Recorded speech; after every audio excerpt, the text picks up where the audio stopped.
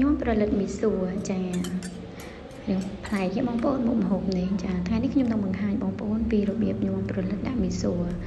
ចាតែខ្ញុំជ្រើសរើសយកសាច់មាន់ណាបងប្អូនចាខ្ញុំទិញឆ្លាប់មាន់មួយចំហៀងមួយស្លាបបងប្អូនចាទិញស្លាប់មាន់មួយស្លាបមកហើយខ្ញុំយកមកស្ងោរវាចាពេលដែលយើងស្ងោរណាបងប្អូនយើងតែគល់ស្លឹកគ្រៃរំដេងនិងស្លឹកក្រូចសើចចូលនៅក្នុងហ្នឹងទៅដើម្បីវាកាត់ឆ្អាបហើយយើងថែមអំបិលបន្តិចស្ករបន្តិចប៊ីចេងបន្តិចផងដែរដើម្បីឲ្យវាមានជាតិនៅក្នុងហ្នឹងអញ្ចឹងណាបងប្អូនចាបន្ទាប់ពីយើងស្ងោរឆ្អិនហើយគឺយើងត្រូវស្រង់វាដាក់ចានទុកវា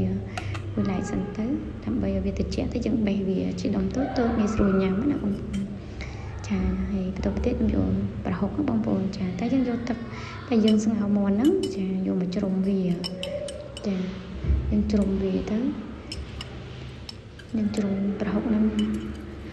ឲ្យវារលាយទៅដោយសារតែទឹកស្ងោរមាន់គឺមានជាតិស្រាច់បងប្អូនអញ្ចឹងទៅយើងយកទឹកស្ងោរមាន់ទៅចាហើយសម្រាប់បន្លែដែរបងប្អូនគឺខ្ញុំប្រើត្រសក់ពីងប៉ោះហើយជាមួយនឹងប្រលិតទៅបងប្អូន3មុខហ្នឹងទេចាតែបងប្អូនអាចបន្ថែមបន្លែផ្សេងទៀតដើម្បីដាក់ញោមក៏បានដែរអត់អីទេចាសម្រាប់ការញោមគឺយើងអាចប្រើបានបន្លែច្រើនណាបងប្អូនហើយបងប្អូនមានជីទៀតដាក់ជីបន្ថែមទៀតចាកាន់តែឈ្ងុយចាហើយសម្រាប់កាច់មកគឺយើងច្របល់ចាបន្លែដែលយើងដាក់យកមកញោមហ្នឹងចូលគ្នាទៅហើយដាក់ទឹកប្រហុកដាក់ស្ករប៊ីចេងចាទៅតាមចំណង់ចំណូលចិត្តបងប្អូនរសជាតិណាចាបន្តមកទៀតដាក់សាច់ដាក់សណ្តែកដីនិងម្ទេសណាបងប្អូនចាយើងដាក់ហើយយើងច្របល់ចូលគ្នាឲ្យសព្វគ្រឿងទៅចាច្របល់ចូលគ្នាឲ្យសព្វគ្រឿងមើលទៅរឹងតនុបងប្អូនចា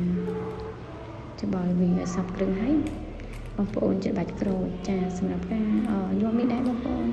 ភ្លក់ទៅតាមរសជាតិដែលបងប្អូនពេញចិត្តទៅចាស្រឡាញ់រសជាតិបែបណាដាក់បែបហ្នឹងចុះចាសម្រាប់ការក្រូចហ្នឹងបងប្អូនចង់ជូរដាក់រៀងជូរបន្តិចទៅតែបើអត់ទេដាក់មកល្មមដែររសជាតិដែលបងប្អូនចង់ញ៉ាំអញ្ចឹងណាចាសម្រាប់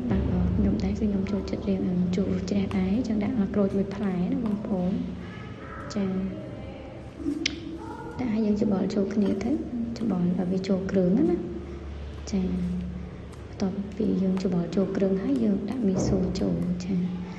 សម្រាប់មីស៊ូនេះបងប្អូនអាចយកវាទៅស្រោះទឹកឲ្យហើយណាចាស្រោះទឹកយើងលាងទឹកវាឲ្យហើយទៅពេលដែលយើងស្រោះហ្នឹងយើងលាងទឹកវាបន្តិចទៅដើម្បីកុំឲ្យវាជាប់គ្នាណាចាបន្ទាប់មកទៀតយើងយកមកនៅក្នុងញោមរបស់យើងចានេះគឺជាវិធីធ្វើញោមមីស៊ូឬក៏បងប្អូនមិនអត់ចង់ដាក់មីស៊ូក៏បានដែរចាយើងដាក់តែសាច់មាន់ទៅដាក់បន្លែប្រលិតហ្នឹងទៅហើយយើងដាក់សាច់មាន់ចាប៉ុណ្ណឹងក៏បានដែរបងប្អូនព្រោះឲ្យផលិតពេលដែលយើងនាំបែបនេះគឺជ្រុបឆ្ងាញ់ណាស់បងប្អូនចារួចរាល់ជាការស្រេចចាអរគុណច្រើន